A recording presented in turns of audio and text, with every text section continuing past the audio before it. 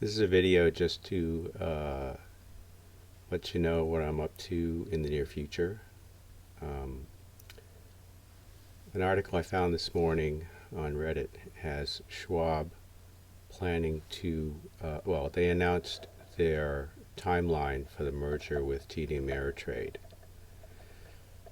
The reason for the delays for thinkorswim porting, or at least a resolution to thinkorswim in their own platform, is in this article, and it's because TD Ameritrade's thinkorswim is largely based on engineers in Russia, and I guess the problem with the Ukraine invasion means that TD Ameritrade cut off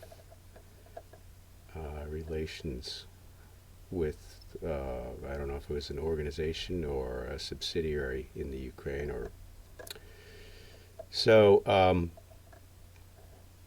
they look like they're going to be migrating TD Ameritrade customers to Schwab's systems. I'm not sure if that means that TD Ameritrade will run on Schwab systems, or that TD Ameritrade customers will be using Schwab systems.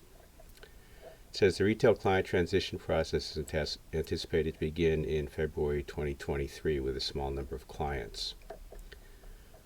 The next bigger tranches will be Memorial Day weekend, Labor Day, and a weekend in early November. Some will be pushed to 2024 to spread the deal signing across a full 5 calendar years. So it's going to cost them a lot of money to do this, of course. So it's it says it will take until 2024 for all of their clients to get on Schwab's platform. Now, I don't know if that means that thinkorswim is going to run on Schwab's servers, but I don't believe that'll happen, because I'm sure that Schwab does not want to have a support organization for their own platform and thinkorswim. Now the question is, will they make thinkorswim their primary platform? And I don't know the answer to that.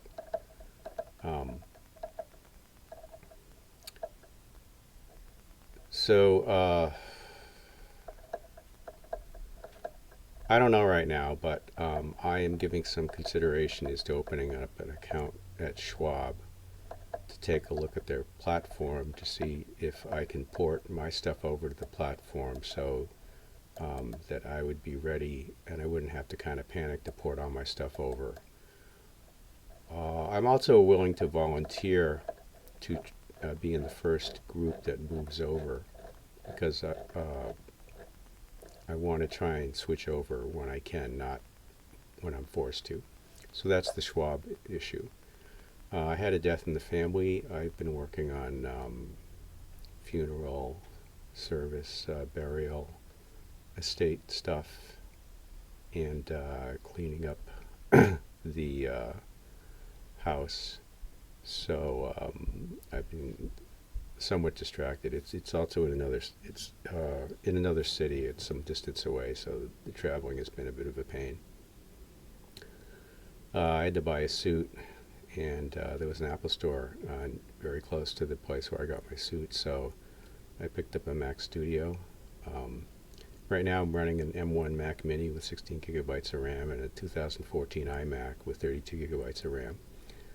I can run thinkorswim and ActiveTrader Pro on the Mini, but I can't really run a lot of other stuff on it, and I run the other stuff on the iMac or sometimes my MacBook Pro. But the Mac Studio should be able to replace the Mini pretty easily. If it can replace the Mini and the iMac, that would be a good thing, but I don't have time to set it up probably until the middle of next week. Down the road, I created a workspace that just has Brian Watt's Sicilian Goat and the zigzag retracement charts in it.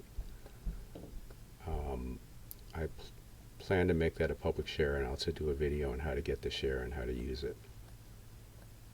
Number 5, I have a new icon download so that the terminal window disappears instead of having to keep it open.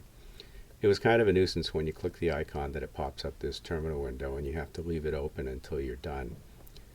What I found is that I just hid the window and closed Thinkorswim the normal way by killing the launcher. And I wound up with like 10 of those little windows that were shrunk, so every once in a while I had to go and clear them all out. So the new icon, you click it and it opens up the terminal window for like a second and then closes it, and then the Thinkorswim login pops up. So I'm going to do a video and update that as well. So that's it for today. I'm kind of pretty busy. I have to write a eulogy and still some other stuff to do this weekend, and I also have a lot of stuff to do on Monday. So I am a bit backed up on answering questions, so please bear with me. Thank you.